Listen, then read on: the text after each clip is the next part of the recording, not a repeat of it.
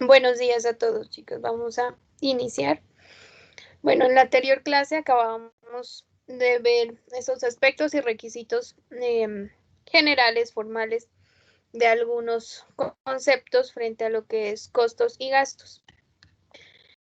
Empezamos a realizar el ejercicio frente a la liquidación del impuesto de renta para personas jurídicas y habíamos empezado ya frente a lo que es ingresos, que ya habíamos determinado.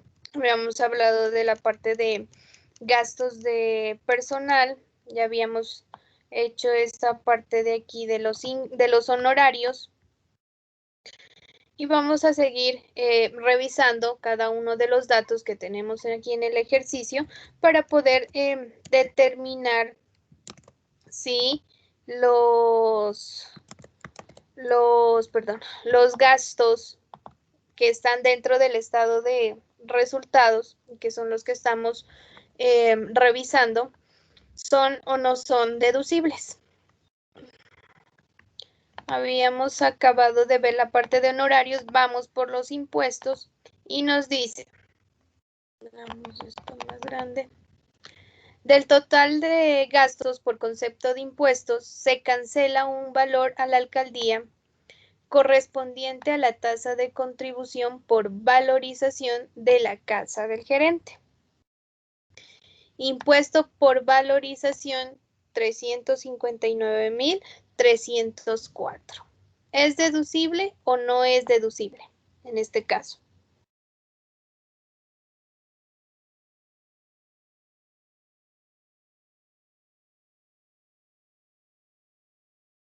¿Qué dicen ustedes? No sé, profe, en este caso, la casa del gerente, si es, supongo yo, no sé, si está a nombre de la empresa, es porque sí la puede deducir, pero si está a nombre personal de él como tal, no. Correcto. En este caso, vamos a decir que no, porque es precisamente de él, propiedad de él, estamos diciendo. Entonces, no sería deducible. Que si la empresa lo pagó, que si la empresa quiso contribuirle, asumirlo, pues ya es cuestión o política dentro de la empresa y lo puede hacer perfectamente, un gasto más. Sin embargo, dentro de la parte fiscal, pues no podemos reconocérnoslo ni llevarlo como un valor deducible. Entonces ya sé que de este 1.700.304, 359.304 no puedo reconocerme o no puedo llevarlo como deducible, recordando que existen esos requisitos generales frente a causalidad, que recuerden que nos decían que los gastos, costos tienen que tener relación con el objeto general de la o principal de la empresa o con el objeto generador del ingreso como tal. Necesidad, no existe necesidad frente a que se pague o no el impuesto de la casa del gerente, no va a afectar en nada las actividades de la empresa. Y esa proporcionalidad, que tenemos un gasto en últimas que se incrementa, pero que no corresponde como tal a la empresa. Vamos leyendo. Con respecto a servicios no tenemos, quedamos igual, gastos legales no, y pasamos a la parte de depreciación. Y dentro de depreciación, la contable nos dice que está por valor de 1.440.134. Y vamos acá. Y de las depreciaciones, bueno, dice que está compuesta por equipo de oficina, 221.134, y equipo de comunicación y computación, 1.219.000. Este está compuesto, bueno, el saldo a 31 de diciembre es 2.134.000 y 2.389.000 para el equipo de cómputo. Y la depreciación acumulada, estos saldos de aquí son de la cuenta 15. La depreciación acumulada equivale a 2.840.134, es decir, que la totalidad, contablemente, la totalidad del equipo de oficina y el equipo de comunicación y cómputo está totalmente depreciada. El saldo a 31 de diciembre del 2019 fue de 230.000, de 1.170.000, y a la fecha también pues ya estaba en su totalidad depreciada. Lo que quiere decir que los activos que se compraron en el año 2020 pues se los depreció totalmente. Mientras que el saldo fiscal, o sea, lo que se declaró en el año 2019 fue 230 al costo del equipo de oficina, equipo de cómputo 1.170.000 al costo, y de depreciación acumulada, miren que la contable fue de 1.400.000, pero la fiscal de 262.500, de los cuales 230 equivalen al equipo de oficina y 32.500 equivalen al equipo de comunicación y cómputo. Vamos a ver qué nos dice. El equipo de oficina fue adquirido el 1 de enero del 2018 y se encuentra totalmente depreciado, mientras que el equipo de cómputo por valor de 1.170.000 se compró el día 25 de diciembre del 2019. Y en el 2020 se adquirió un nuevo equipo de cómputo.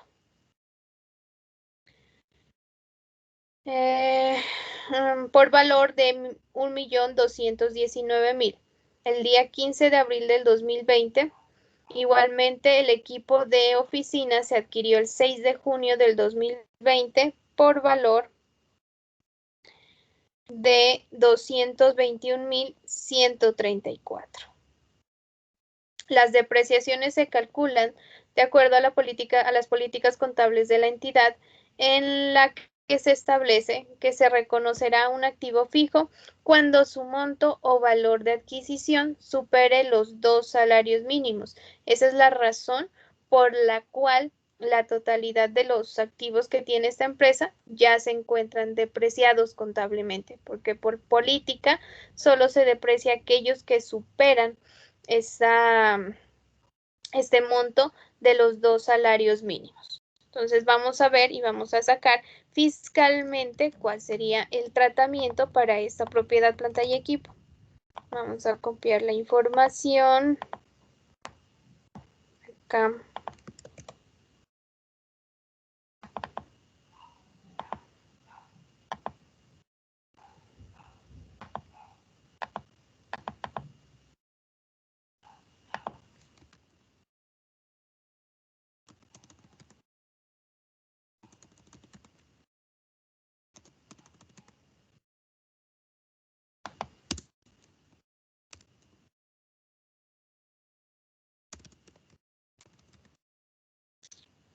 Listo, tenemos los datos. Estos dos de aquí son valores contables. Y este de aquí, el saldo fiscal al año anterior. Es decir, que tenemos que pesar o tenemos que liquidar la depreciación a partir de estos saldos y las transacciones que se realizaron durante el año 2020. Entonces tenemos acá equipo de oficina,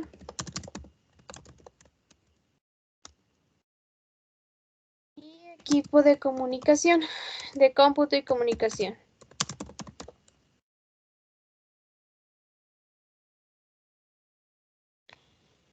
Tenemos recuerden que para realizar la depreciación, aquí está, de acuerdo al artículo 137, pues nos asignan una tasa de depreciación fiscal anual, que es la que se debe de aplicar de acuerdo al tipo de bienes que se vaya a depreciar. Empieza con construcciones, flota y equipo aéreo, flota y equipo fluvial, férreo de transporte, armamentos, maquinaria, equipos, muebles y enseres, médicos científicos, herramientas, equipos de computación. Bueno, cada uno tiene una diferente tasa o tarifa sobre la cual se realiza la depreciación fiscal. Y recuerden que en la anterior clase también decíamos que de acuerdo al decreto único reglamentario 1625, pues establece que la norma también me permite poder depreciar al 100% todos aquellos bienes que tengan un valor igual o inferior a 50 VTs.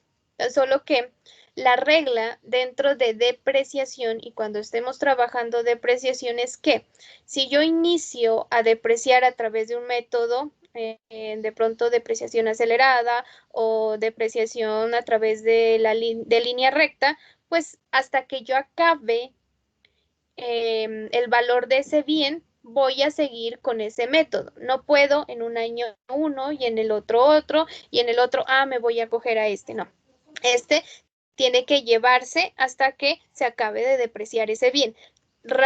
Caso contrario que lo que sucede con deterioro de cartera. Recuerdan que decíamos que en este puedo escoger en un año uno y en el otro año otro modelo o otro método para hacer el cálculo. Acá sí, pero en la depreciación no. De acuerdo a nuestro ejercicio y pues los valores que tenemos aquí, miren que fiscalmente este equipo de oficina año 2019 ya está depreciado, 230, depreciación 230. Y de este 1.170.000 solo se han depreciado 32.500 fiscalmente.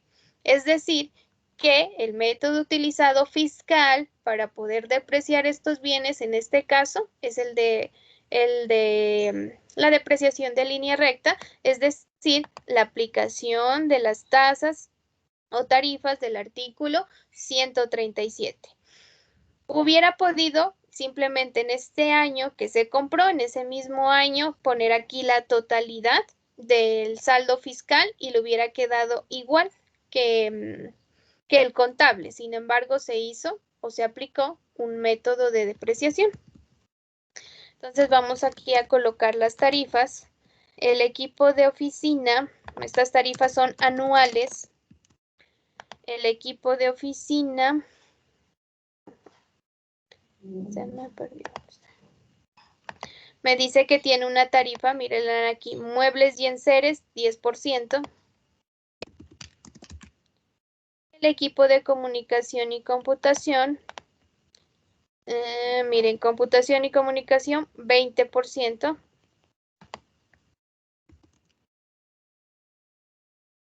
Esas son las tarifas de acuerdo al artículo 137.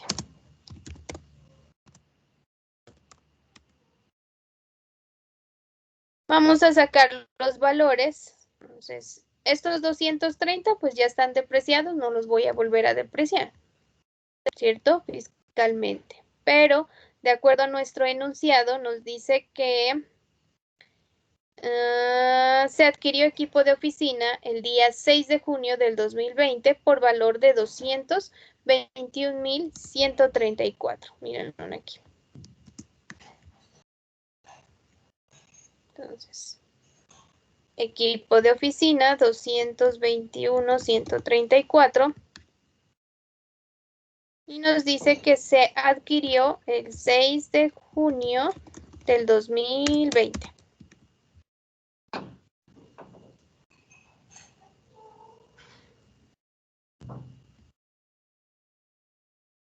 Sí.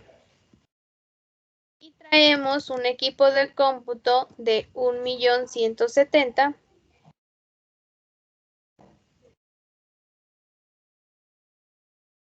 Que en este caso se adquirió el 25 de diciembre del 2019 y sobre este ya se tiene una depreciación previa de 32,500. Y tenemos otro equipo de oficina que es el que se acaba de comprar por valor, ¿dónde está? Este. Por valor de 1.219.000 el día 15 de abril.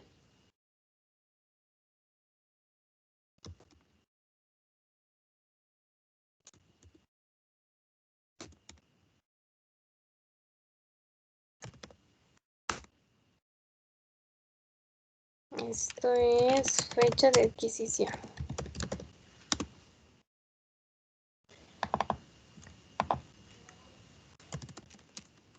Valor del bien o el costo sobre el cual vamos a trabajar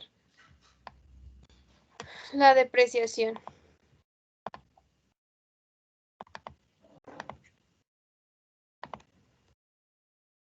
Ahora sí, ¿qué vamos a sacar primero? Pues vamos a ver el tiempo. ¿Por qué? Porque esta tasa de aquí, del artículo 137, es anual.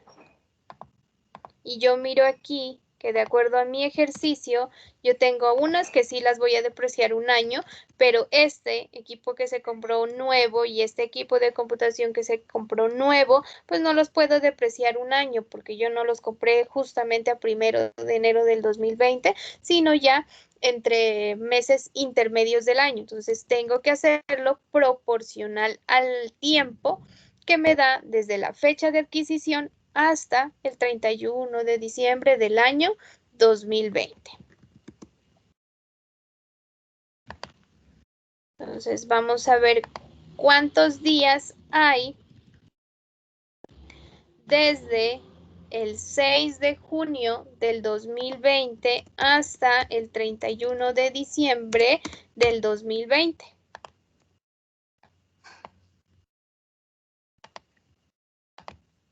Recuerden que cuando estamos trabajando en depreciación, el año se lo toma como de 360 días, no calendario, sino igual que como se trabaja en nómina.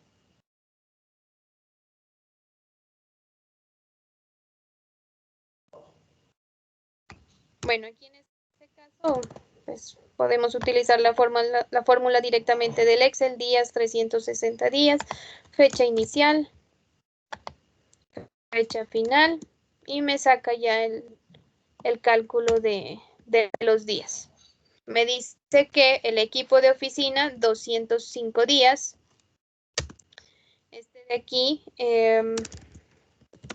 días 360, fecha inicial, fecha final. 256 días. Pero recuerden que esta tasa de aquí es anual. Y este tiempo de aquí, pues para poder realizar la operación tengo que tenerlo en el mismo rango. Si esto es anual, pues el tiempo lo necesito en años. O lo contrario, si esto lo tengo en días, pues la tasa lo necesito en días también para poder realizar la operación. No se olviden de eso.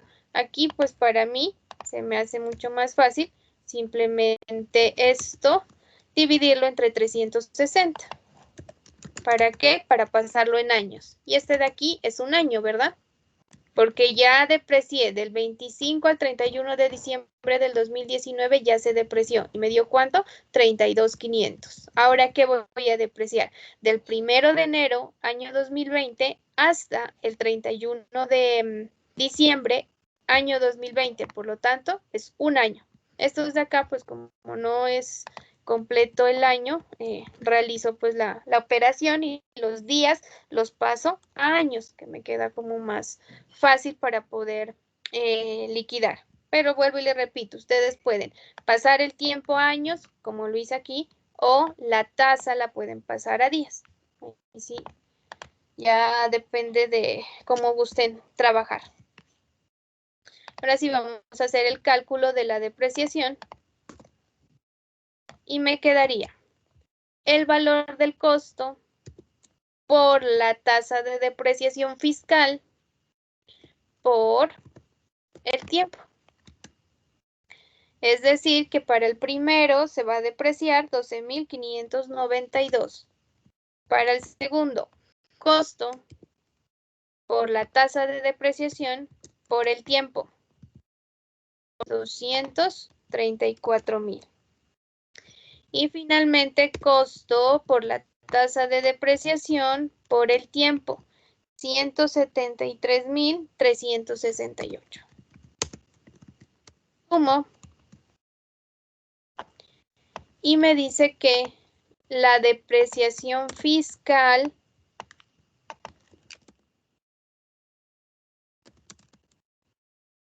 año 2020, pues la vamos a reconocer por 419.961,24. Vamos a ver acá y nosotros contablemente nos descontamos 1.440.134, es decir, que tenemos que disminuirlo.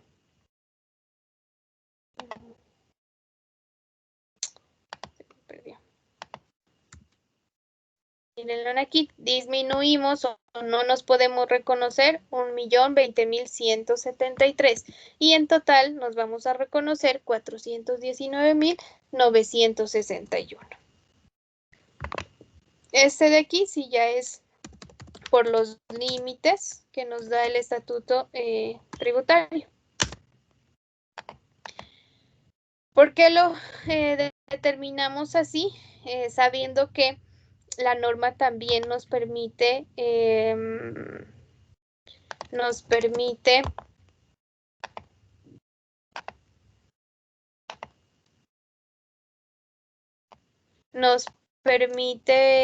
reconocer la totalidad de la depreciación. Nos toca seguirlo llevando así porque desde aquí o desde el anterior año, cuando calculé estos 32.500, pues ya había iniciado una depreciación a través de la utilización de este artículo y el método de línea recta, lo que quiere decir que tengo que seguir llevando ese mismo procedimiento. De lo contrario, pues la depreciación sería igual que la contable, pues de acuerdo a las políticas que tiene en este caso esta empresa. Preguntas frente a la depreciación que acabamos de realizar.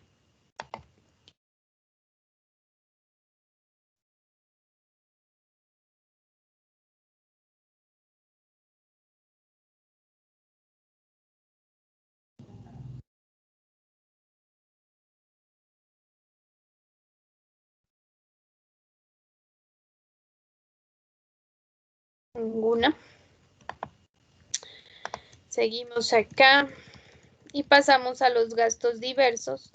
Y de los diversos me dice que se compone de elementos de aseo y cafetería, útiles, papelería y fotocopias, taxis y buses, parqueaderos, otros gastos los cuales no están soportados y gastos de asamblea, que son gastos de cafetería, por 2.088.300. De acuerdo a la normatividad, pues yo ya sé que estos gastos que me dice que no se tienen soporte, pues no me los puedo reconocer. ¿Por qué? Porque necesitan requisitos formales, no se olviden de eso. Entonces tenemos que, de estos gastos diversos de los 4.783.562, 1.942 no me puedo reconocer. Y adicionalmente, recuerden que en la anterior clase, creo, cuando hablábamos de los gastos en general, yo les comentaba que habían unos gastos como los de cafetería, todo lo que viene que ver con restaurante, que la DIAN, bueno, y en este caso el Estado, considera como no, sí los considera necesarios para el funcionamiento de la empresa, para crear un buen ambiente laboral. Sin embargo, no son indispensables, razón por la cual razón por la cual de estos gastos de cafetería y todo lo que tiene que ver con restaurantes, solo nos permite reconocer el 1%. Lo que quiere decir que de esos 187.226 correspondiente a elementos de aseo y cafetería, y de esos gastos de asamblea por cafetería, 2.088.300, pues yo solamente me puedo reconocer el 1%. Es decir, que el 99% no me los voy a reconocer. En este caso, del valor total de los gastos diversos por 4.183.591, solo me termino reconociendo 588.649. Y este de aquí, una por requisitos formales, porque no cumplía con los soportes necesarios. Y la otra por los límites que ya la normatividad nos demanda. Terminamos los gastos de administración, pasamos a los gastos de venta. En los gastos de venta tenemos de personal, servicios y diversos. Vamos a nuestro ejercicio y nos dice: del total de gastos de venta se establece que el valor correspondiente a bonificaciones, ¿dónde las tenemos? Aquí. No se tuvo en cuenta para el cálculo de seguridad social. Recuerden que en la anterior clase, cuando hablábamos de salarios, les especificaba que dentro de esto lo que se busca es que todos los conceptos que se hayan pagado y se consideren salariales, pues deben de estar y deben de aparecer dentro de la pila o planilla de seguridad social por cada uno de los empleados, pues de acuerdo a los porcentajes que correspondan. Y adicionalmente, miren, acá tenemos otros gastos y nos dicen que estos otros gastos no tienen soportes. Es decir, que yo ya sé que estos de aquí que no tienen soportes no me los puedo reconocer. Y estos de aquí tampoco me los voy a reconocer. ¿Por qué? Porque no se tuvo en cuenta para el cálculo de seguridad social. Entonces me quedan 17.750.000. Requisitos formales.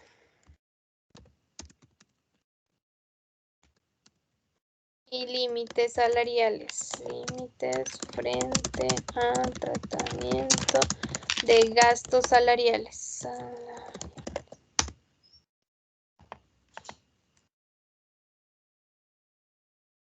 Perdón, no es aquí, es acá arriba.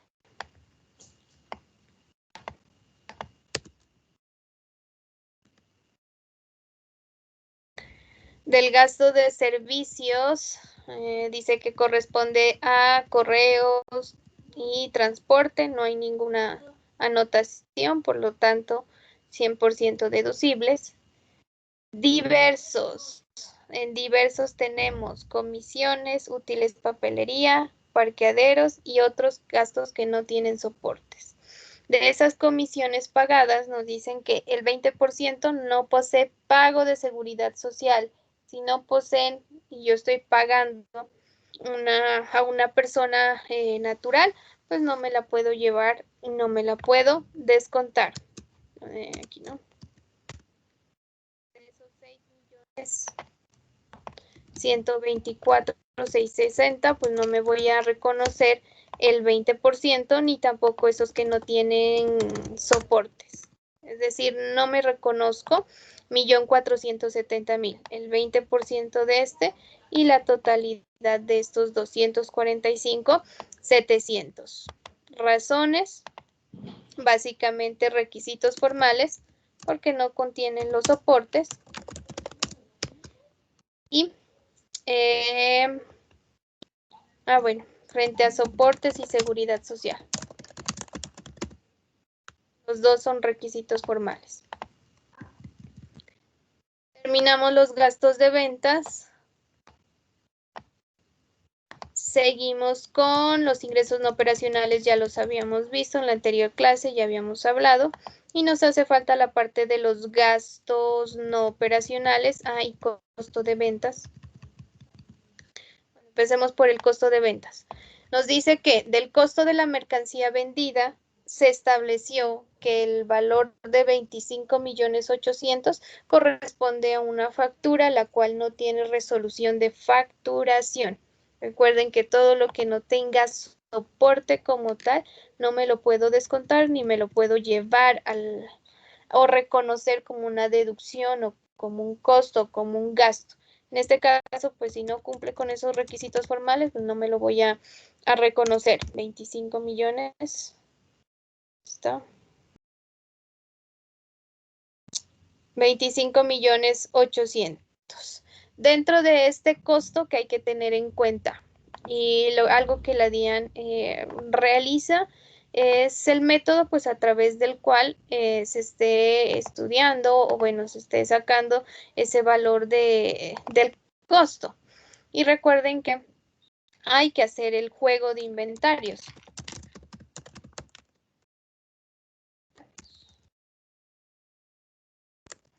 El juego de inventarios nos dice que al inventario inicial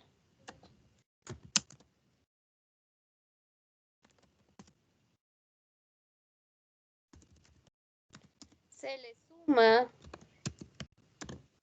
las compras del año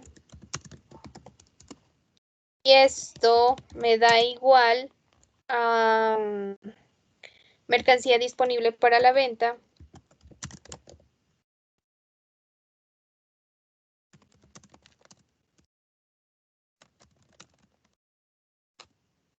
y esto menos el inventario final me da igual al costo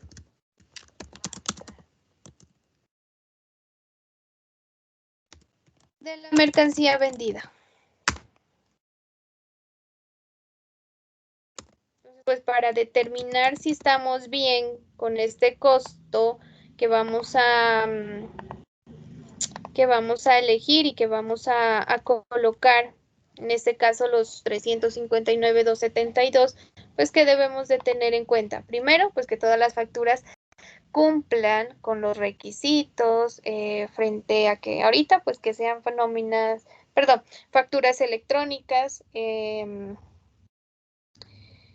que tengan todos los requisitos de la factura frente a nombre, fecha, numeración, resolución, el código, la fecha de validación, o sea que venga el documento como debe de ser, el requisito formal y adicionalmente a esos requisitos formales, pues también se hace necesario poder cuadrar y determinar ese costo a través de este juego de inventarios, que en últimas eso es lo que hace la DIAN, porque el inventario inicial, ¿dónde lo tiene? En la renta que declaraste el anterior año. Las compras del año, ¿dónde la tiene la DIAN?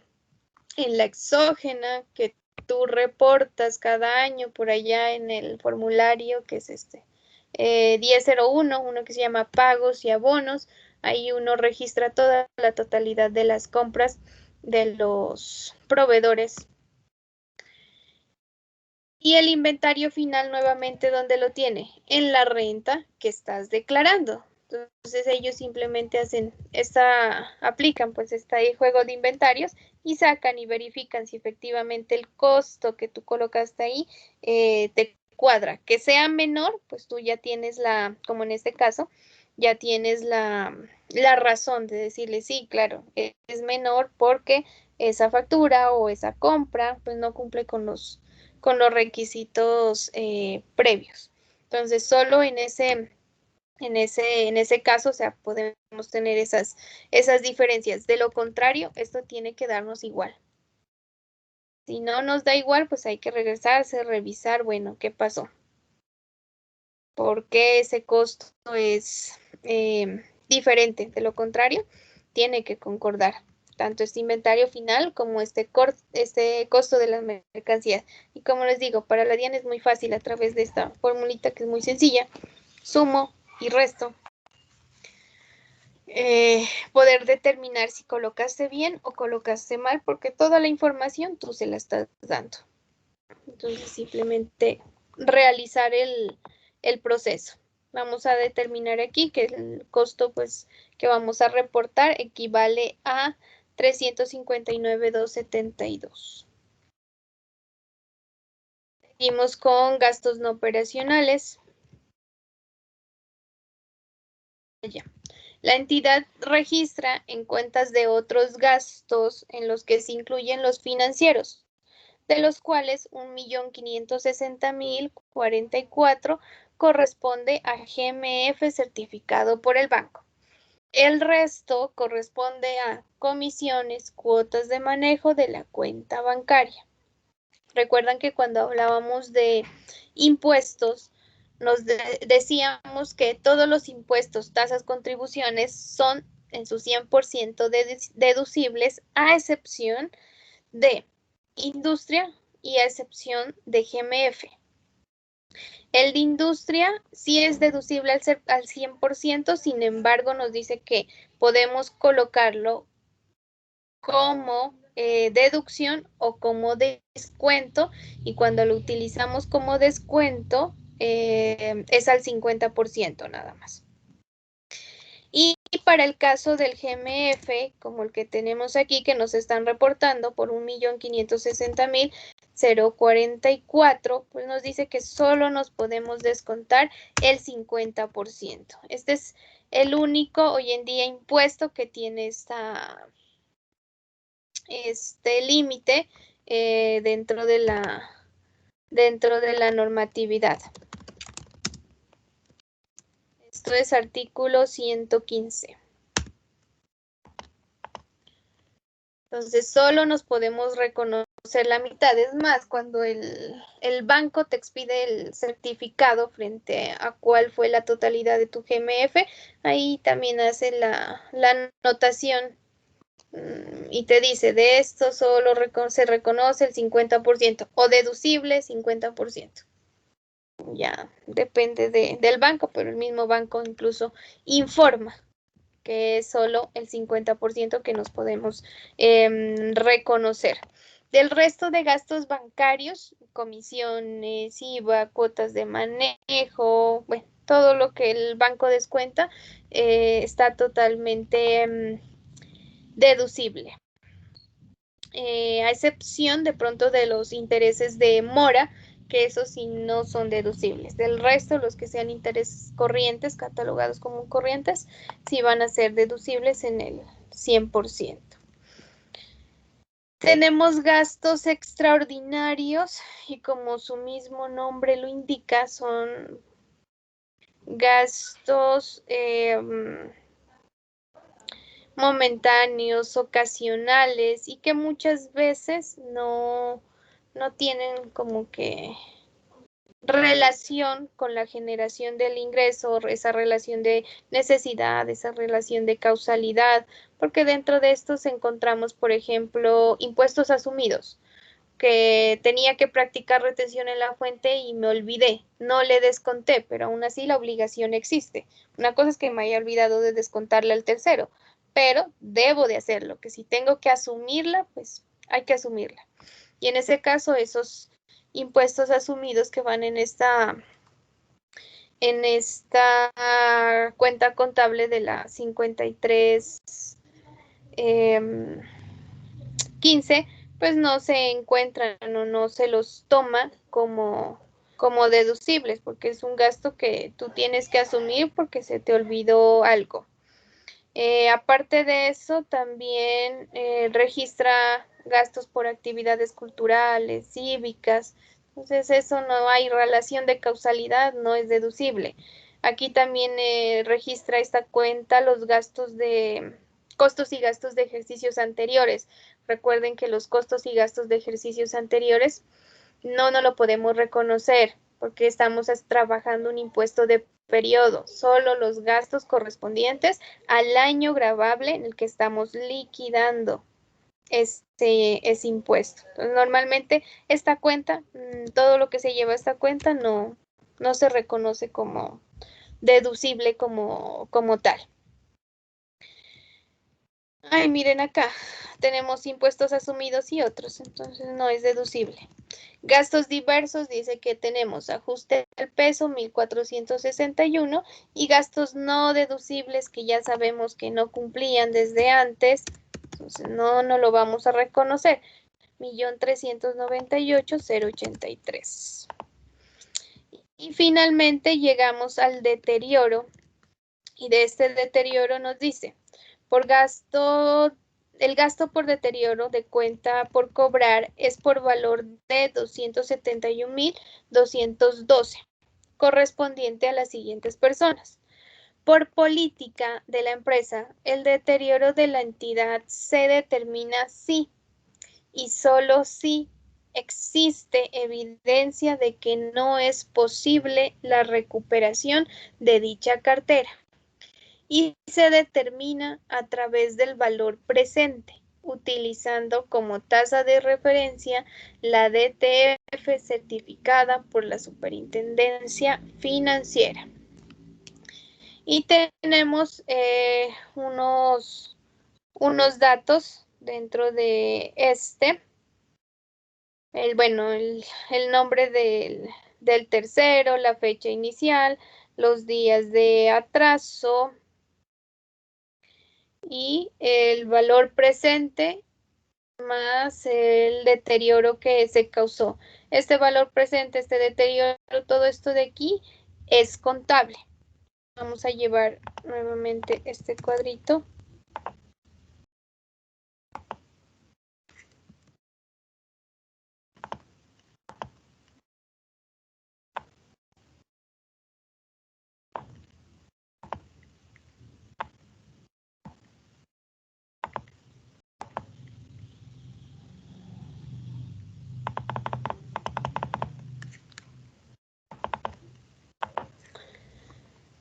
Este de aquí es el valor de la cuenta por cobrar, los días en atraso, que ya se los estamos dando, y el deterioro contable que se está realizando, que se está reconociendo.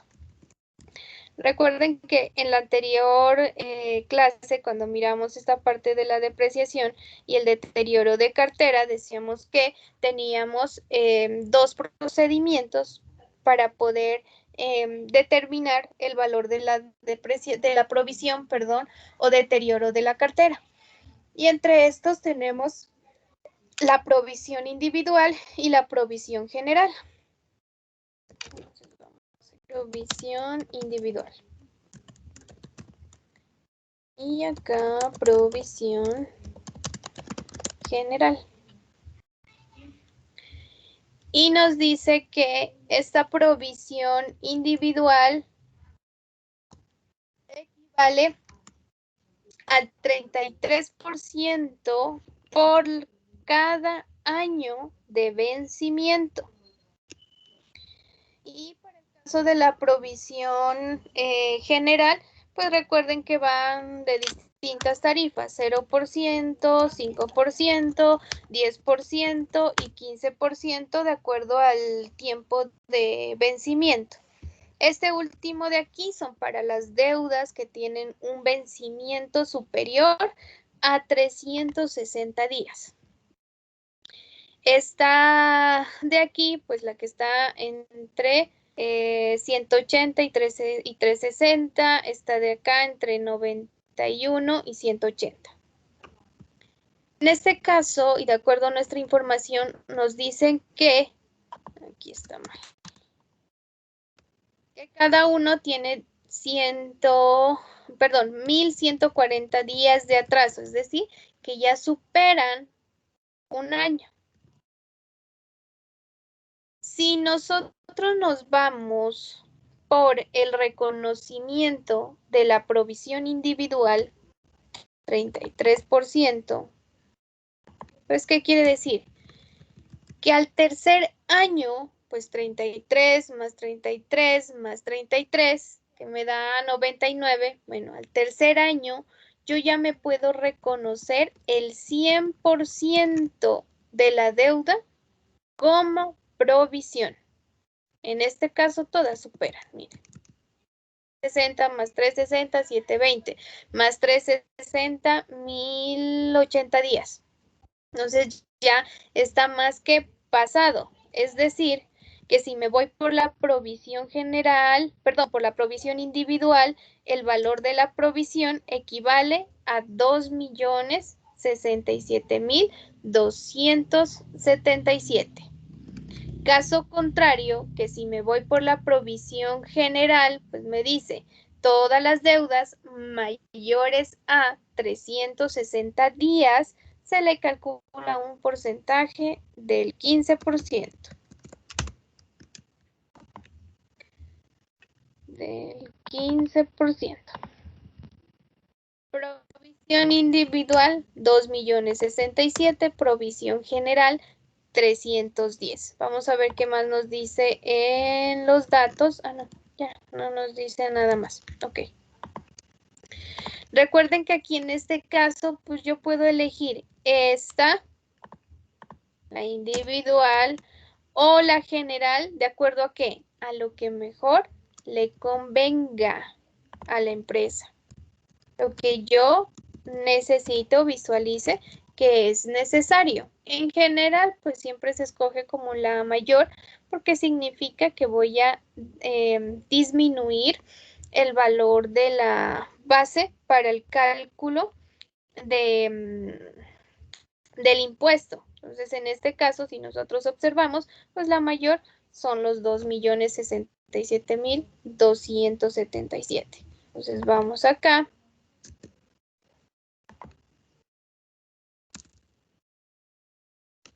En este caso, pues vamos a pasar de 271 a 2 millones. Es decir, que nos va a aumentar. Y terminamos pues de conciliar de acuerdo a los datos que tenemos en nuestro ejercicio cada una de las cuentas. Y finalmente, miren que por concepto de ingresos, pues nos quedan unos ingresos brutos de 429 menos las devoluciones. El costo también bajó. Los gastos también disminuyeron porque hay partidas que no podemos reconocernos. La parte de otros gastos no operacionales también, bueno, disminuyó porque hay gastos que no podemos reconocernos, no son deducibles, no cumplen los requisitos. Y finalmente tengo una renta líquida que sale de la suma de los ingresos menos los gastos y menos los costos, equivalente a 14.229.049. Vamos a ir trasladando esos datos que acabamos de sacar aquí en nuestro formulario. Bueno, y en las anteriores clases ya habíamos mirado cómo está constituido este formulario 110 para las personas jurídicas, y en la primera parte tenemos patrimonio, que va desde la 36 hasta la 46. Esos datos no los tenemos aún, los vamos a dejar vacíos. Pero aquí, desde la casilla 46, perdón, 47, miren que nos habla de ingresos brutos de actividades ordinarias. Recuerden que todos los datos que vamos a incluir aquí dentro de nuestro formulario se redondean a la cifra de 1000 más cercana. Entonces me quedan 354,886,232 más los 68,437.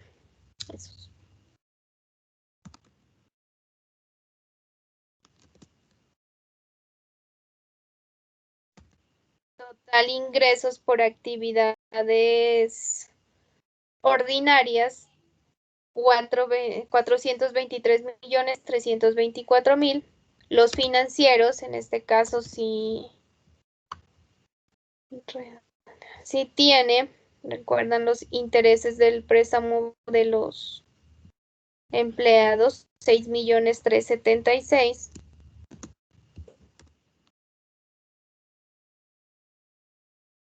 Dividendos no tenemos. Y finalmente casilla 57,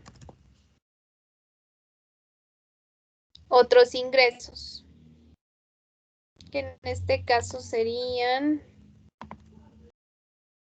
todos de la 42, los financieros, los arrendamientos, recuperaciones y diversos. 12.839.000.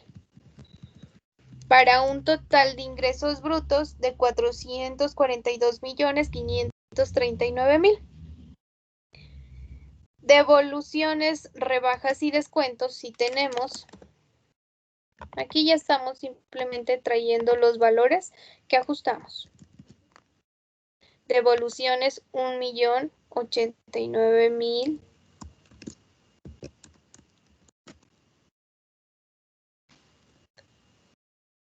Ingresos no constitutivos de renta ni ganancia ocasional, en este caso no tenemos, 0. Total ingresos netos 441.450.000. Seguimos acá. Casilla 62, costos. Traemos el valor del costo, 359.272.013.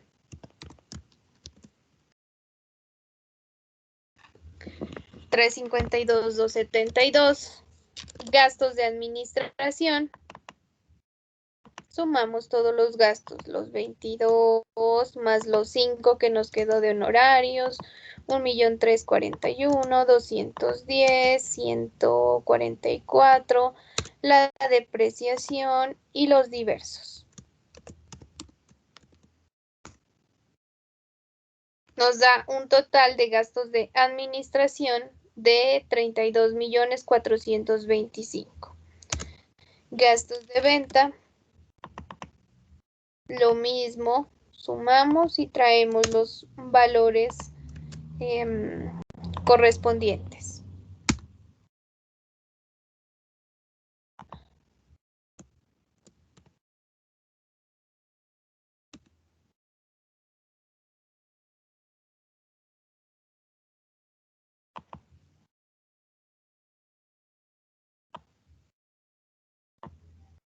Y me queda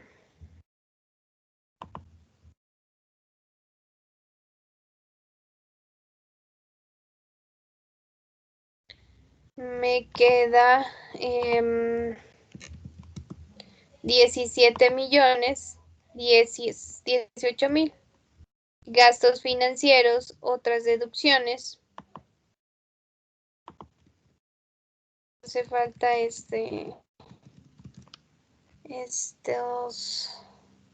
estos valores. Y tenemos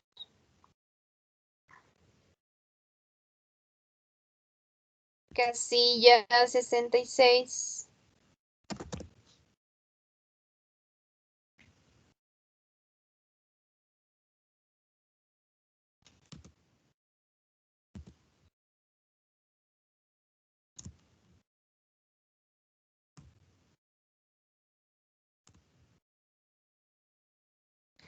Total 18.505.000.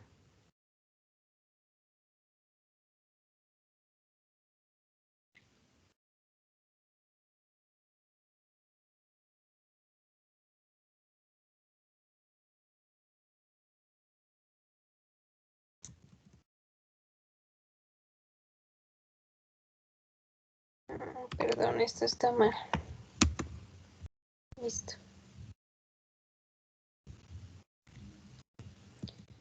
nos queda total costos y gastos deducibles.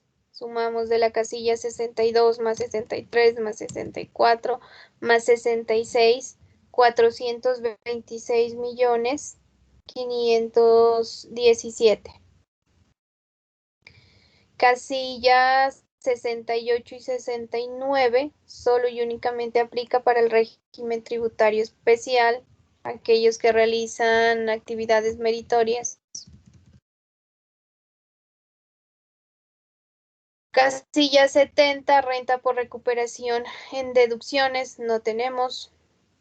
Renta pasiva, casilla 71, no. Renta ordinaria del ejercicio, 14.933.000. Pérdida del ejercicio, no. Compensaciones, no. Y finalmente la renta líquida, los mismos 14.933.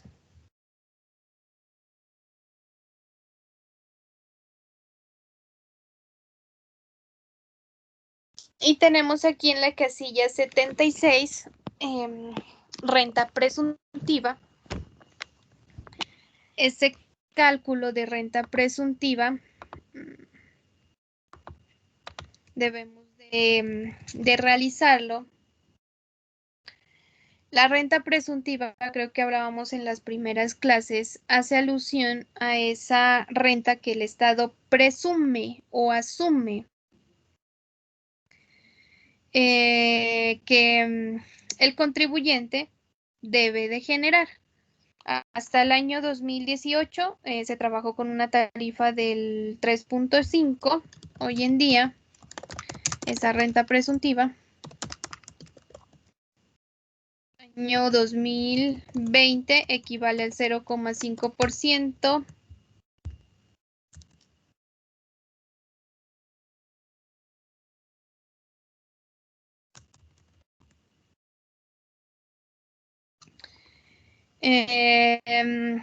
Y lo que busca, pues, es para efectos del impuesto de renta, pues poder calcular el crecimiento que año a año se supone debe de tener el patrimonio de un contribuyente. Para hacer el cálculo de esta renta presuntiva, pues se inicia o se realiza sobre el patrimonio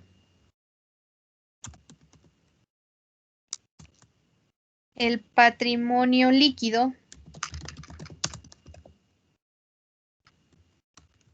del año anterior.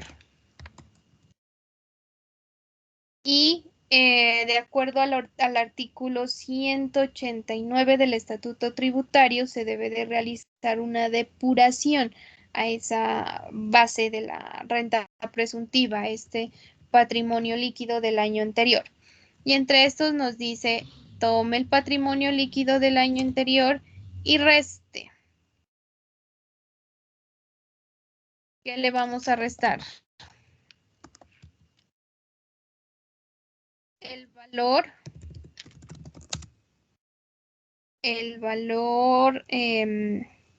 patrimonial neto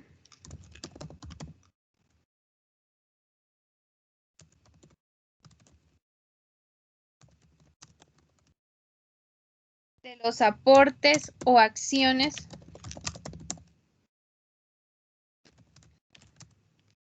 poseídos en sociedades nacionales. También el valor patrimonial neto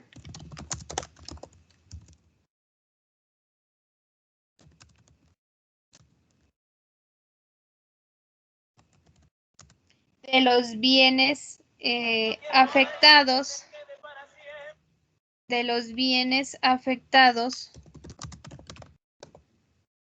por hechos reconocidos como casos fortuitos o de fuerza mayor.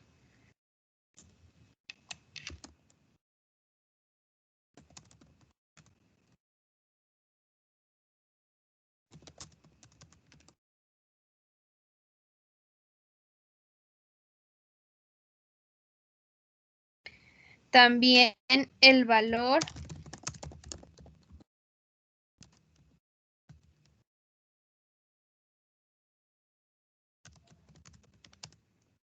valor de los bienes vinculados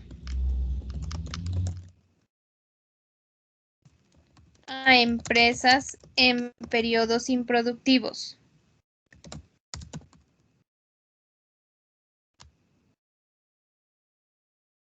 También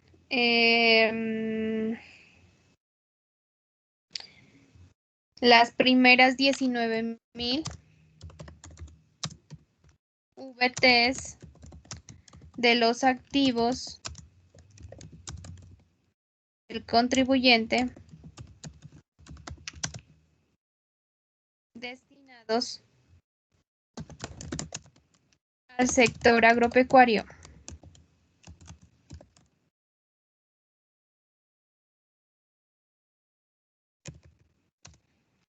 Las primeras 8.000 VTs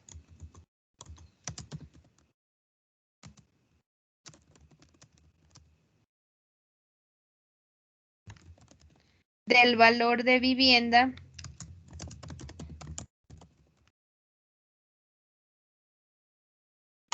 de habitación del contribuyente. El valor patrimonial neto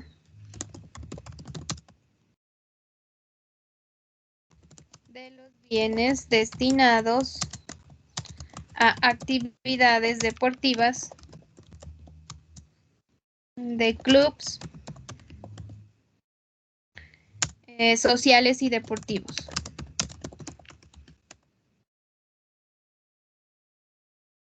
Y luego de restarle eso, se le va a sumar las rentas de los activos exceptuados.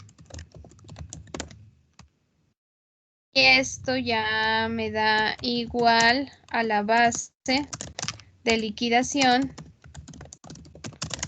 de la renta presuntiva.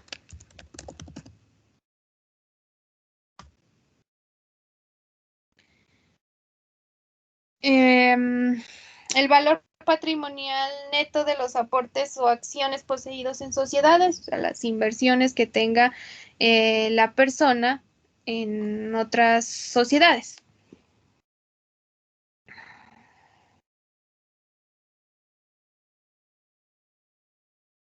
El valor patrimonial neto de los bienes afectados por hechos reconocidos como casos fortuitos o de fuerza mayor. Eso netamente cuando están catalogados así, ¿no? Por fuerza mayor, como por ejemplo lo que sucedió en Mocoa, lo de la avalancha, que hubieron bastantes pérdidas y fue un hecho que se reconoció pues a nivel nacional en general, o cuando sucede esta parte de por bombas, conflicto armado, todo eso entra como caso fortuito y de fuerza mayor. El valor patrimonial neto de los bienes vinculados a las empresas de periodos improductivos cuando se está instalando un nuevo proyecto, o por ejemplo, esto se da mucho en el sector agrícola o agropecuario, porque, por ejemplo, cuando se siembra una planta, la planta pues no al día 1 que tú la siembras, pues al día 2 no te va a generar ningún ingreso, porque no va a producir, todavía no va a dar frutos o no te va a dar, bueno, el producto o la materia prima que vas a generar. Hay que esperar pues un periodo, el periodo de producción normal de esos activos biológicos para que ya empiece a generar ingresos. Entonces, hasta tanto no genere ingresos, pues se consideran periodos improductivos. Las primeras 19.000, dice, de los activos relacionados con el sector agropecuario, todo esto frente a la maquinaria, tractores y todo lo que es herramienta mayor, pero las primeras 8.000 VTs de la casa de habitación del contribuyente, pero tiene que ser la casa en la que viva exclusivamente. Y el valor patrimonial neto, pues de los bienes que se destinan a actividades deportivas.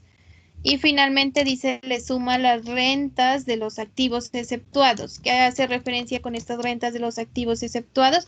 Pues estos de aquí son los activos exceptuados, las acciones, los bienes en periodos improductivos, los bienes que se hayan dañado por caso fortuito o fuerza mayor, los del sector agropecuario, la casa de habitación, los bienes de las actividades deportivas, esos son los activos exceptuados. Y la renta, los ingresos que puedan producir en ese pequeño periodo.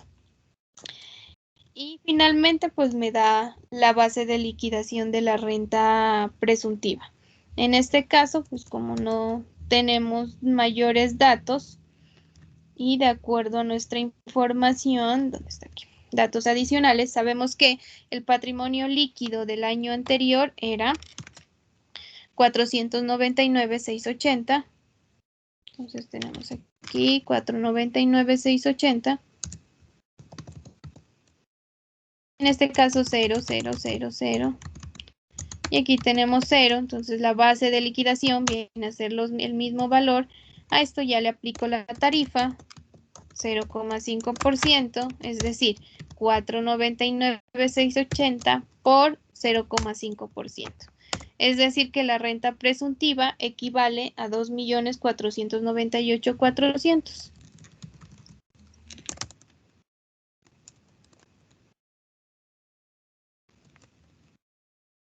Para estos años en los que hemos utilizado y realizado el cálculo de esta renta presuntiva, pues siempre se tiene que comparar estas dos. Comparo renta líquida versus renta presuntiva y siempre se escoge la mayor.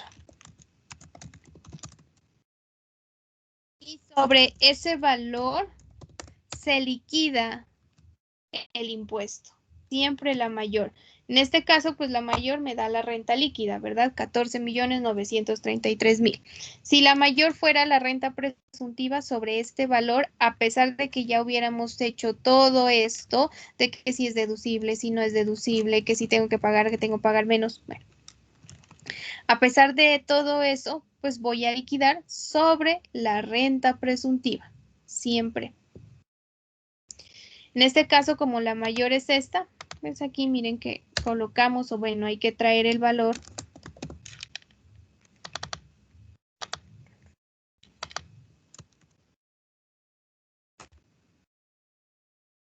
Y miren que aquí me aparece la renta líquida gravable. Dice, al mayor valor entre casilla 75, casilla 76 y reste 77 y sume 78. Total, renta líquida gravable, en este caso sigue siendo la mayor, los 14.933. Ganancias ocasionales, en este caso no tenemos todavía, lo dejamos así. Y miren que aquí ya me liquida el valor del impuesto. Recuerden que de acuerdo al artículo 240, la tarifa de impuesto de renta para personas jurídicas normales equivale año 2020 al 32%. Entonces, 14.932.678 por el 32%. 4.778, 4.57. Bueno, acá está por efectos de los decimales, es que nos redondea 4.779.000. Dividendos no tenemos, por lo tanto impuestos no. Total impuestos 4.779.000. Casilla 93, descuento no hay. Impuesto neto de renta el mismo, 4.779. Impuesto a las ganancias ocasionales no tenemos. Descuento por ganancias ocasionales no hay. Total impuesto a cargo 4.779.000. Casilla 98 y 99 nos habla de el valor del impuesto por obra. Recuerdan que en las anteriores clases les contaba que las empresas que tienen grandes cantidades para pagar, o bueno, que el impuesto de renta pues es considerable, pueden realizar, en vez de pagarlo a la DIAN, pueden realizar una obra por impuestos dentro del sector, la ciudad, el municipio donde se encuentre. En este caso, pues 0, 4 millones no es representativo. Menos crédito fiscal, dice artículo 256, en este caso no vamos a aplicarlo. menos el anticipo de renta liquidado en el año anterior. Vamos a nuestros datos y tengo aquí, miren, anticipo año 2019, 560. Saldo a favor del año gravable anterior que no se ha solicitado en devolución, lo tenemos aquí. Saldo a favor año 2019, 633. Autorretenciones y otras retenciones. Vamos a nuestros datos y tenemos retención en la fuente por compra, 5.535.699, de los cuales nos dice que solo nos han certificado 4.972.566. En estas retenciones, que esta de aquí es la cuenta 135515, que normalmente utilizamos, que se recomienda que las que tú vayas a reportar, las que vayas a colocar ahí en la declaración de renta, sean efectivamente las que te hayan certificado. ¿Por efectos de qué? De que posteriormente podemos tener problemas, porque a veces las empresas, cuando uno empieza a pedir esos certificados y que se te demoran, es porque fijo, no hicieron, no pagaron esa retención. Y uno empieza a pedir y lo que ellos te dicen es, yo le devuelvo a usted, yo le pago esa diferencia. Haga de cuenta que no le saqué. Y a veces a uno lo dejan ahí ya descontado, ya registrado en la renta. Entonces es mejor llevarse las que efectivamente nos han certificado. Si no te han certificado, pues mejor dejarlas ahí, evitar llevar esos valores ya al gasto. Posteriormente, pues hablar con la persona que tenía que haberte realizado esa retención.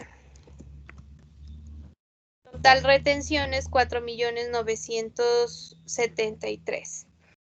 Casilla 106, anticipo de renta para el año gravable siguiente. Todas las personas,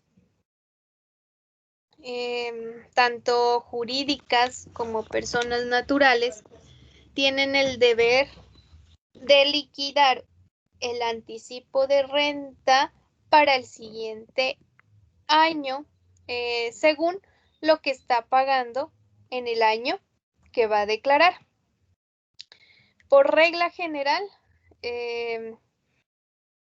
todos los contribuyentes que deben declarar están obligados a liquidar y pagar este anticipo de renta. Sin embargo, bajo el único concepto que no se debe de liquidar anticipo de renta es por el impuesto de ganancias ocasionales. ¿Por efecto de qué? De cómo su mismo nombre lo indica, es una ganancia esporádica, ocasional, extraordinaria, pues que muy posible el otro año no me voy a generar. Pues si hoy año 2020 estoy, no sé, me dieron una herencia, pues en el 2021 no voy a tener otra vez otra herencia. ¿Qué puede suceder? Sí, pero es muy extremo, ¿verdad? Entonces, esa es la razón que sobre el impuesto de ganancias ocasionales no se liquida anticipo de renta, pero sobre el resto de impuestos, el impuesto de dividendos, de la renta líquida, bueno, todos los que se liquidan ahí, sí debemos de pagar anticipo de impuestos. ¿Quiénes no liquidan anticipo de impuestos? Los únicos que no deben de liquidar anticipo de impuesto de renta son los que están catalogados como régimen tributario especial, o sea, los que hablábamos en la primera clase cuando les explicaba quiénes pertenecían a este régimen tributario especial, que en última son las CESALes, las fundaciones, las asociaciones, todos los que se consideren entidades sin ánimo de lucro y que se hayan inscrito y que hayan calificado para pertenecer a este régimen tributario especial, solo únicamente ellos. Del resto, todos deben de liquidar anticipo de impuesto de renta. Existen unos porcentajes de acuerdo al año de la declaración. Si es primera vez, se debe de liquidar un porcentaje del 25%. Si es segundo año, el 50%. Y a partir del tercer año y siguiente se debe de liquidar un porcentaje del 75%. Para poder calcular este anticipo existen dos procedimientos. Uno, que es a través del impuesto de renta del periodo declarado, y otro, que es el promedio de los impuestos de renta de los 2 últimos años. Y esto lo podemos encontrar, lo pueden leer dentro del artículo 807 del Estatuto Tributario. Vamos a ver acá de acuerdo al ejemplo que estamos realizando. Entonces nos dice que para el anticipo de renta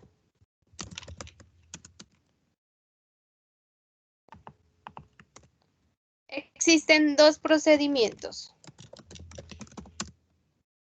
Procedimiento 1, que hace referencia o es de acuerdo al impuesto que se está liquidando.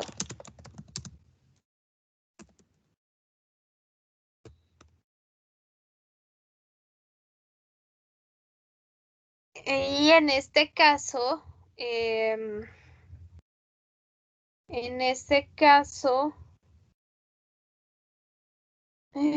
lo que se va a realizar es sobre el valor del impuesto, pues de la declaración que se está realizando, que para este son los 4.793.000, si no estoy mal.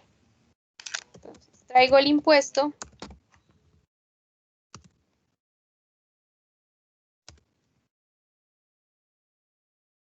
Bueno, voy a tomar desde acá, desde el formulario 4973.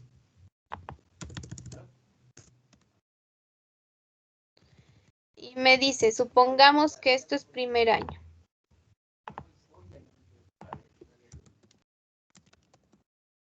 Primera vez. Me dice que utilice la tarifa del 25%. Entonces, 4.973 por el 25%. A esto, réstele las retenciones certificadas. En este caso, ¿dónde está? Acá. 4.973. 25% menos las retenciones certificadas, miren aquí que me da negativo, por lo tanto, si fuera el primer año, pues el anticipo del impuesto sería 0. Vamos a ver, suponiendo que no es el primero, sino el segundo año.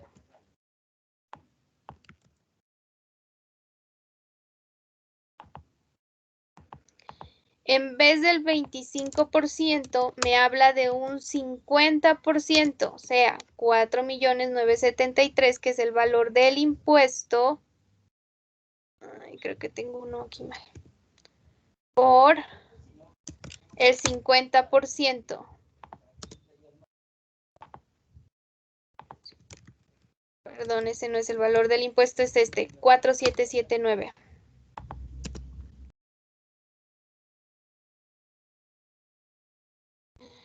Igual, el 50% de 4.779.000, 2.396.000, menos las retenciones certificadas, 4.973.000 me da menos 729.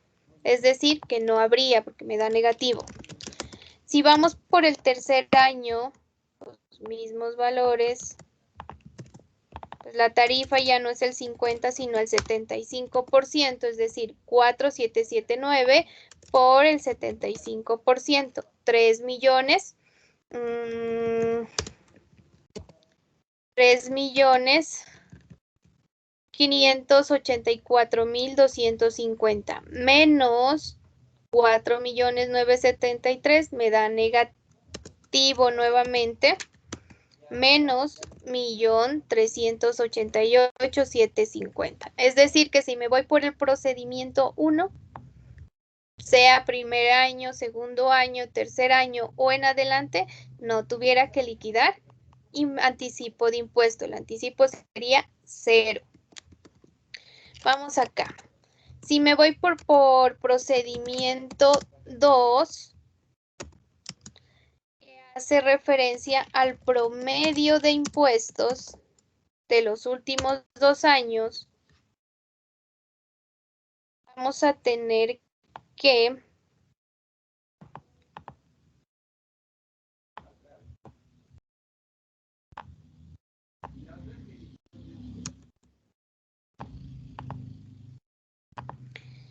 en el primer año no aplica. ¿Por qué no aplica? Porque este procedimiento necesariamente necesita tener un año atrás de referencia. Entonces, si es para la primera vez, pues no puedo aplicar el procedimiento 2. Solo puedo aplicar procedimiento 1 cuando voy a declarar por primera vez.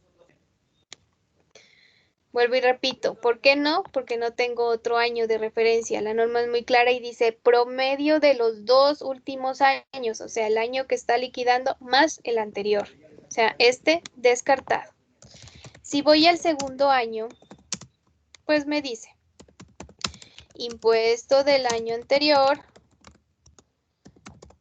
más el impuesto que estoy declarando actual. Vamos a suponer que el año anterior, porque no les di el dato, es 10.500.000. Año actual, 4.799.000. Saco el promedio, es decir, sumo y divido entre 2. Medio. Y a este ya hago lo mismo de acá. Tarifa, el 50, 7.639.000 por el 50%. Y a este le resto nuevamente las retenciones certificadas. Entonces, 3.819.750 menos 4.973. Si fuera el segundo año, tanto por procedimiento 1 como por procedimiento 2, el anticipo sería 0. Vamos a suponer que es el tercer año.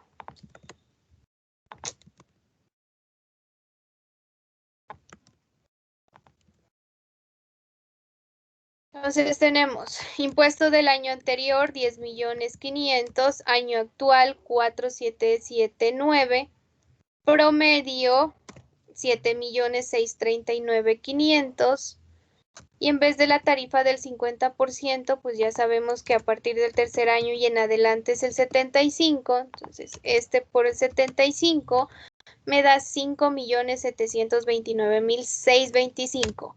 Menos retenciones, 4.923.000, 5 menos 4.973, me da un valor de anticipo, aquí sí me generó, miren, es positivo, de 759.625. Entonces, si fuera el tercer año, por procedimiento 1, 0. Por procedimiento 2 me da 759.625. ¿Cuál escojo? El menor en este caso. ¿Por qué el menor? Porque eso significa que mi contribuyente va a pagar menos. Pues aquí, ¿qué voy a decir? 0. No voy a liquidar en este caso. Sin embargo, se puede hacer un anticipo de impuesto voluntario, o sea, que el contribuyente quiera aportar, porque en últimas este valor del anticipo, ¿qué va a hacer? Descontárselo en el año siguiente. Entonces es como si fuera anticipando, ahorrando, y pues si el contribuyente sabe que en este año pues no tuvo muchos ingresos, pero en el siguiente, en el que está trabajando, sí, sus ingresos están subiendo, pues él ya dice, no, empecemos a hacer un anticipo para que en el siguiente año, cuando toque que pagar, pues no vaya a salir tan alto. Ese es el orden y bueno, la planificación que se debe hacer con respecto a este anticipo de renta. Pero aquí siempre, o sea, siempre se tiende a escoger, vuelvo y le repito, el menor. En este caso, pues nos quedaría 0. Sobretasa a las instituciones financieras, pues solo aplica para instituciones financieras, no para el resto. Sanciones no tenemos. Y finalmente, pues en vez de darnos saldo a pagar, nos da un saldo a favor. ¿Por qué? Porque el impuesto, miren, es de 4.773.000. A esto le restamos el anticipo anterior de 560 y le restamos el saldo a favor anterior de 633 y le restamos las retenciones que nos practicaron, razón por la cual terminamos con un saldo a favor de 1.382.000.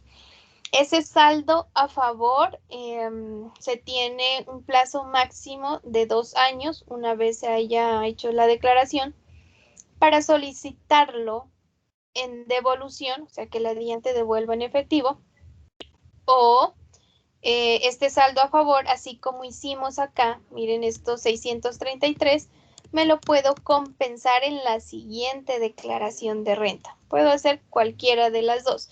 Cuando son valores así muy pequeños, pues que se recomienda que se compense en la siguiente declaración de renta. No solicitarlos en devolución, porque a veces cuando tú solicitas en devolución, pues la DIAN te hace una mayor fiscalización de todos tus de todas la declaración y de todos los anexos y revisa y efectivamente si tenías o no tenías derecho, que si te llevaste saldos así como estos anticipos y saldos desde la anterior declaración, pues te van a revisar la anterior y la anterior declaración. Entonces a veces es mejor evitarse eso. Pero si ya son valores considerables, pues hay que realizar ese proceso, ¿no? De solicitar en compensación, perdón, en devolución esos valores de la declaración de renta y pues ya la DIAN solicita unos anexos certificados y con eso ya te empieza a revisar esa declaración. ¿Que se puede hacer? Sí, pero ya hay que determinar en qué momento, ¿no? Pues efectivamente solicitar o no en devolución esos saldos. Esto más que nada cuando las empresas tienen rentas exentas, no tienen cosas especiales o que aplican descuentos tributarios, se da que generan pues siempre y en todas sus declaraciones se van quedando con esos saldos a favor acumulados. Entonces, en ese caso, pues si se sabe que para el siguiente voy a tener el mismo procedimiento, pues mejor ir una a una solicitando en devolución esos valores correspondientes. Entonces ya depende de la empresa, pero así valores pequeños, pues más es un desgaste y ante la DIAN, pues un problema estarle solicitando y estarle reclamando valores que devuelvan, porque a la DIAN nunca le gusta pagar, le gusta que le paguen, recibir dinero, pero nunca dar. Entonces, en ese caso, pues te va a ganar un problema porque ellos empiezan a revisar todo y a veces se cogen como de las cosas más mínimas para decir que hiciste mal, te montan una sanción por corrección y en esa sanción por corrección, pues lo que tenías que solicitar lo vas a terminar pagando. Entonces sale peor. Eso pues con respecto a la liquidación básica o lo que acabamos de hacer frente al impuesto de renta de personas jurídicas, que es el que acabamos de aplicar en este caso. Y aquí en este ejercicio, como se dieron cuenta, pues lo que hicimos es ir revisando una a una cada una de estas partidas, pues de acuerdo al enunciado de nuestro taller, de nuestro ejemplo, y ya saben que todo eso que diga que no tiene soportes pues ya sé que no me lo puedo llevar, no me lo puedo reconocer. Recuerden esos requisitos formales para lo correspondiente a costos, gastos y las deducciones. Y se debe pues de cumplir con esa totalidad de requisitos para poder establecer si es deducible o no es deducible. ¿Preguntas hasta aquí?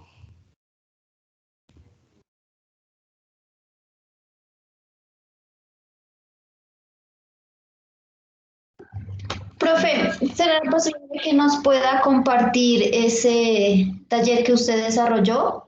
Ese ejemplo. Sí, Sí, por la verdad yo le iba dando el paso, pero a mí al final no me dio la suma al Excel. Tengo una diferencia de 703.633 y me gustaría pues verlo despacio, todo eso. No, este Excel sí.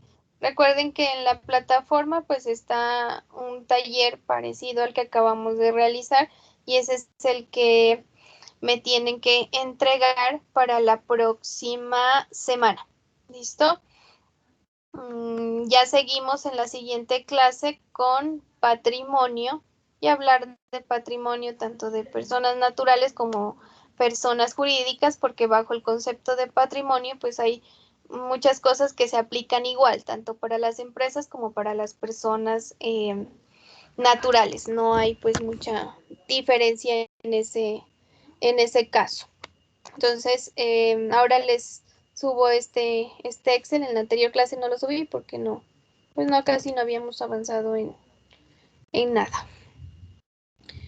Eso quedaría entonces, chicas. Cualquier duda, pregunta, ya saben que pueden comunicarse, llamarme. Espérenme en un ratito, llamo lista.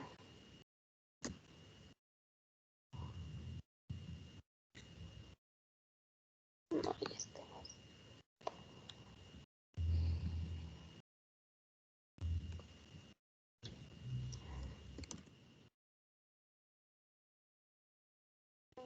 Andrea.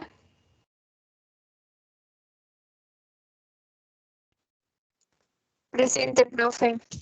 Carol. Claudia. Evelyn.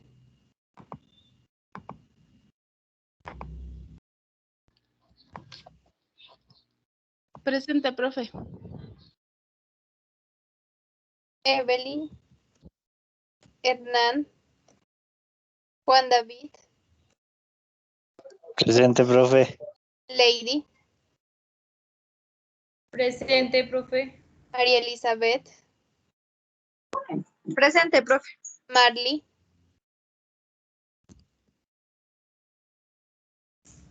Y Profe Mónica. escribió al chat. Presente, profe. Ok. Listo, chicas, nos vemos el próximo sábado. Espero que les vaya bien en ese ejercicio. No se olviden de este cuadrito de las diapositivas frente a requisitos generales y requisitos formales y sobre todo estos conceptos de causalidad, necesidad, proporcionalidad y periodicidad. Siempre que vayan a analizar un costo, piensen en estos requisitos. Si existe verdaderamente necesidad, causalidad, periodicidad y proporcionalidad para saber si lo podemos llevar como deducible o no. Del resto, pues ya es el requisito formal. Si no cumple con eso, pues básicamente vamos a decir, no, podemos llevarlo como deducible. ¿Listo? Listo. Profe, ¿este trabajo quedaría hasta cuándo? El siguiente sábado. Ya. Listo, profe. Gracias. Bueno, Muchas gracias, profe. que estén bien. Hasta luego. Gracias, profe. Hasta luego. Hasta luego.